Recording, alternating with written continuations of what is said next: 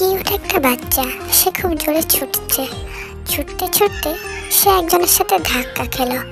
ধাক্কা খেয়ে সে নিচে পড়ে গেল আর কান্না শুরু করলো।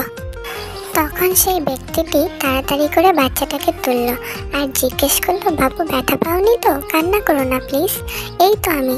তোমার নাম কি? তখন সেই বাচ্চাটি চোখ মুছতে মুছতে বলল, আমার নাম কিম তেইহুং। তোমার নাম কি? আমার নামও তো কিম তেইহুং। আচ্ছা আঙ্কেল, তোমার নাম কিম তেইহুং কেন? আমার মা কিম তেইহুং নামটা অনেক পছন্দ করতো, তাই আমার নাম কিম তেইহুং। তোমার নাম কিম তেইহুং কেন? হয়তো আমার মা তোমাকে খুব ভালোবাসতো, তাই আমার নাম কিম তেইহুং রেখেছে, তোমাকে মনে রাখার জন্য। ও, তাহলে তুমি কি আমাদের সেই বিটিএস এর কোনো এক আর্মির ছেলে? সত্যি তোমার মা আমাকে এত ভালোবাসতো, মাকে মনে রাখার জন্য আমার নাম তোমাকে দিয়েছে? কান্না করো না আঙ্কেল, যা হবার সেটা হয়ে গেছে। সত্যি তোমরা কখনো জানতেই পারবে না তোমাদেরকে ভালোবেসে আমরা ঠিক কতটা বদলে গেছি। তোমাদেরকে মনে রাখার জন্য আমরা ঠিক কি কি করি, কতটা পাগলামো করি।